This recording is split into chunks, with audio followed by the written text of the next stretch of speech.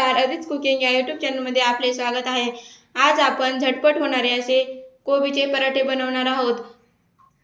चला तर मग आता आपण रेसिपीला सुरुवात करूया। पराठा बनवण्यासाठी मी इथे पत्ताकोबी घेतलेली आहे, ती आता आपल्याला एकदम बारीक चिरून घ्यायची आहे।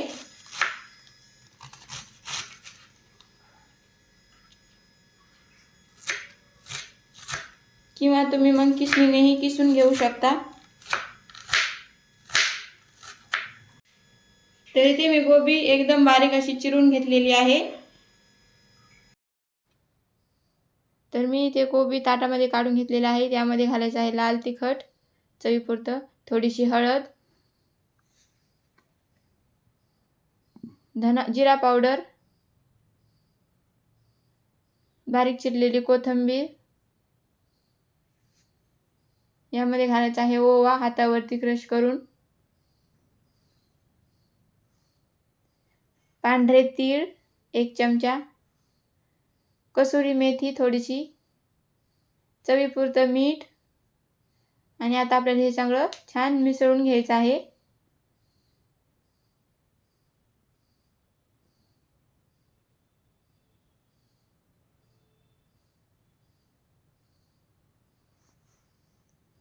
आता हे छान मिसळून झालं की यामध्ये घालायचं आहे गव्हाचं पीठ। साधारण 2 वाटी इथे गव्हाचं पीठ आहे आणि पीठ यामध्ये सगळीकडून मिसळून घ्यायचं आहे।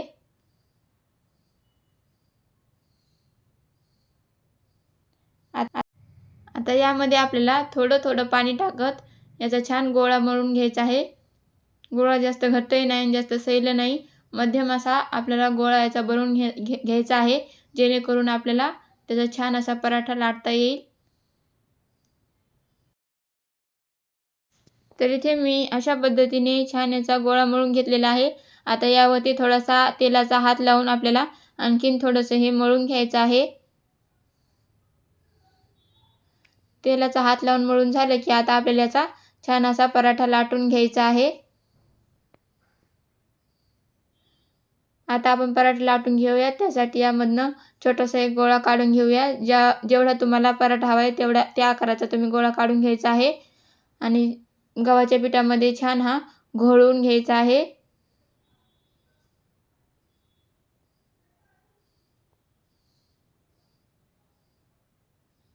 आणि छान असा आता आपल्याला इथे पातळसर असा पराठा लाटून घ्यायचा आहे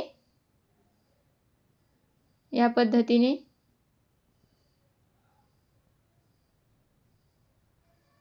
तर इथे छान असा पराठा लाटून झालेला आहे। तवा गरम करून घेतलेला आहे, त्यावरती थोडंसं तेल लावून घेऊयात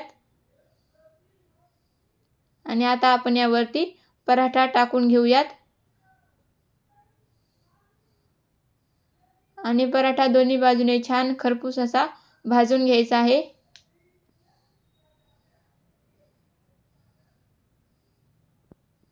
वरतून थोडंसं तेल लावून घेऊयात। खालची बाजू भाजली की आता पराठा पलटून घ्यायचा आहे आणि दुसरी बाजू आपल्याला छान खरपूस अशी पराठ्याची भाजून घ्यायची आहे। दोन्ही बाजूने आपला पराठा छान भाजलेला आहे, तुम्ही पाहू शकता।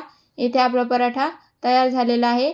तर आता आपण पराठा काढून घेऊयात आणि अशाच पद्धतीने सर्व पराठे बनवून घेऊयात।